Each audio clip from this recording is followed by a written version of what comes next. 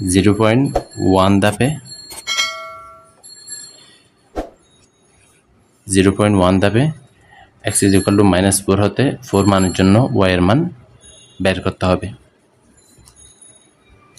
তাহলে আমরা লিখে ফেলি প্রিন্ট প্রথমে print স্টেরিস comma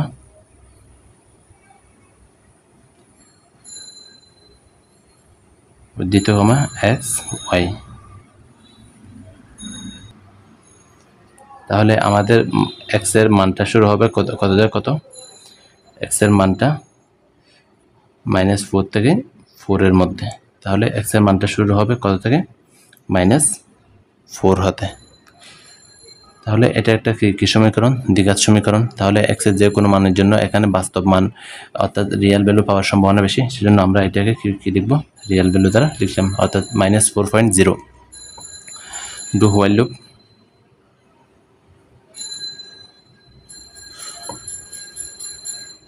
x is less than or equal 4.0। তাহলে x এর মান কত কত, -4 থেকে 4। তাহলে x is less than or equal 4.0, এখানে একটা 0 এখানে দিলাম কারণ রিয়েল।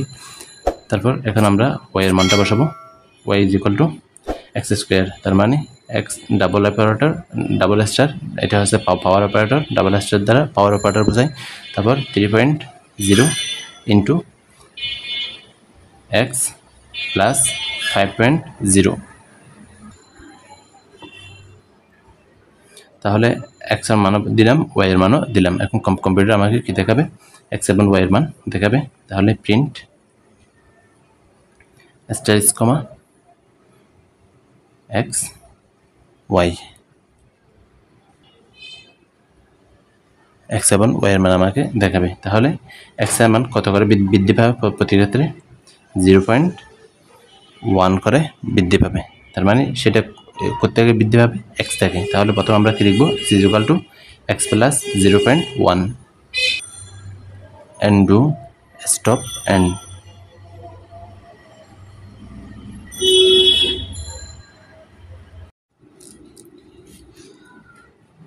প্রোগ্রামটি কম্পিউটারে লেখার পর আমরা ফলাফলটা দেখি। কম্পিউটারে লিখলাম, লেখার পর এখন ফলাফলটা আমরা দেখব। তাহলে আমাদেরকে এই মানগুলা শো করতেছে, এগুলো হচ্ছে x এর মান আর এগুলো হচ্ছে y এর মান।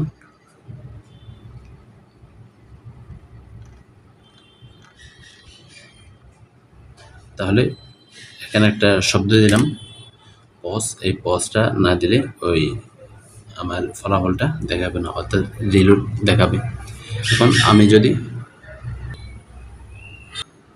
এখন আমাদেরকে যদি প্রতি ধাপে 0.5 করে পরিবর্তন করতে বলে, তাহলে এখানে আমরা কি দিব, 0.1 এর পরিবর্তে 0.5 দিলাম, কন্ট্রোল-Z সেভ করলাম। এখন আমরা F9 দ্বারা দেখলাম। তাহলে আমাদেরকে এই মানগুলা শো করে। সাপোজ এখানে 0.5 ঠিক আছে, আমাদেরকে কত থেকে কত, -5 থেকে 5 এর মধ্যে যদি দেখাতে বলে, তাহলে এখানে x = 5,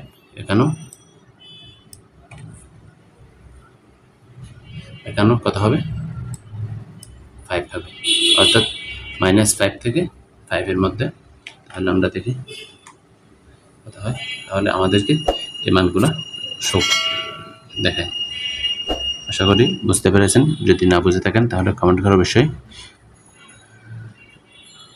জানাবেন।